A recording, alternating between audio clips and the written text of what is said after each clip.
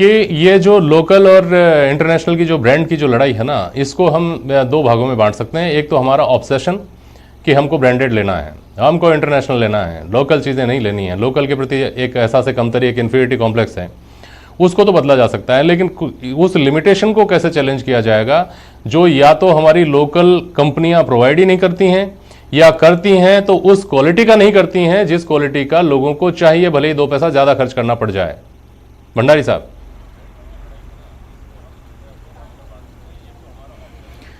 देखिए साहब, इश्यू बहुत फंडामेंटल है। कोठारी साहब ने उस तरफ पॉइंट आउट भी किया था, भारत में एंटरप्राइज है, पर उस एंटरप्राइज को, एंटरप्रेन्योर को चेनों में बंद करके रखा गया 70 साल तक।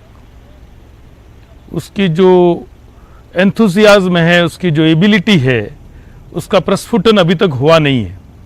और उसके पीछे, जैसा प्राइम मिनिस्टर साहब ने कभी कहा था कि हम गुड गवर्नेंस और लेस गवर्नमेंट की फिलॉसफी लाना चाहते हैं। जिस दिन वो फिलॉसफी आ जाएगी, good governance and less government, उस दिन हमारे लोग, हमारी इंडस्ट्री, हमारे एंटरप्रेन्योर्स इतने कैपेबल हैं कि वो इतने कैपेबल हैं कि वो अपने देश की सारी आवश्यकताओं को पूरा कर सकते हैं और उसके अलावा दुनिया भर के लोगों की आवश्यकताओं को भी पूरा कर सकते हैं। उसके लिए उनको खुला छोड़ना पड़ेगा। आज की तारीख में जिस तरह के बंधन हैं, आज जो बेस्ट इन इंडस्ट्री है, it is not working for industry, it is not engaged in manufacturing और इन मार्केटिंग और giving its time to business, it is fundamentally engaged in warding of state. अपने एंटरप्राइज को state से protect करने के लिए जो सर्वोत्तम एबिलिटी के लोग हैं व्यापार में, वो लगे हुए हैं और दूसरे स्तर की गुणवत्ता के लोग माल बना रहे हैं और बेच रहे हैं। इस परिस्थिति को बदलना पड़ेगा। अभी तक it has been state versus enterprise, दोनों के मध्य में एक दूसरे के प्रति डिस्ट्रस्ट है। वो डिस्ट्रस्ट जब तक नहीं मिटेगा, it has to be state and enterprise. उद्योगपति और सरकार साथ साथ मिलके हाथ में हाथ डाल के जब चलेंगे तो हिंदुस्तान को कोई पीछे रोक नहीं सकता। आज की तारीख में हम उस परिस्थिति में नहीं हैं। मुझे बहुत संक्षेप में एक बात का जवाब और दीजिए यहाँ कि हम जो ईज ऑफ डूइंग की बात करते हैं, वो ईज ऑफ डूइंग केवल बातें ही हैं क्या? चाहे वो राज्यों की बात हो, चाहे वो केंद्र सरकार के स्तर की बात हो, पहली बात। दूसरी बात, जो हम बाहर की कंपनियों को अपने यहाँ लाने का सपना देख रहे हैं, क्या फिर वो कोई जमीनी धरातल रखता है वो सपना, या केवल हवा हवाई बातें ही हैं? भंडारी जी,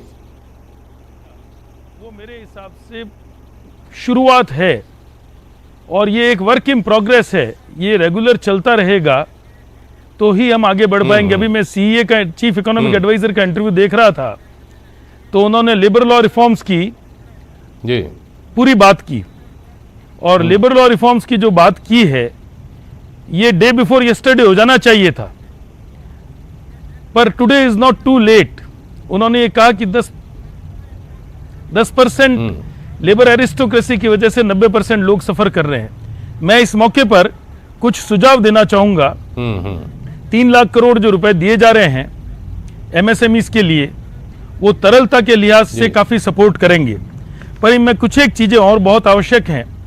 एक तो जो इंटरेस्ट रेट्स कम हो रही है, इसका लाभ अंतिम आदमी तक पहुंचना चाहिए। ये अभी तक बैंक और एनबीएफसीज अपने पास रोक के रखे थी। आरबीआई को ऐसा मैंडेट देना चाहिए कि जो बेनिफिट है वो कंपलसरीली आगे पास करें, और आवश्यकता हो तो reserve bank of India interest rate cap भी अप्लाई करे। दूसरी चीज, मेरे को ऐसा लगता है कि जिस तरह का स्ट्रेस, भंडारी साहब से संपर्क बाधित हो गया है। किशोर टाक, आप ये उम्मीद के साथ अभी तक हैं कि जो ब्रेकअप आया है उसमें अभी आपको कुछ नहीं मिला हो, लेकिन आगे आपको कुछ ना कुछ मिलेगा। वो कुछ ना कुछ क्या है, जरा संक्षेप में बताइए। सिर्फ एक ब्रांड के ऑब्सेशन की वजह से हम अपना पैसा सरहद पार भेजें, ये इस देश के हित में नहीं है, समय के हित में नहीं है। समय की मांग यही है कि लोकल पर वोकल की जो बात कही गई है उसको अपनाया जाए। बहुत शुक्रिया आप सभी का आज प्राइम डिबेट में शामिल होने के लिए। आज के लिए बस इतना ही। नमस्कार।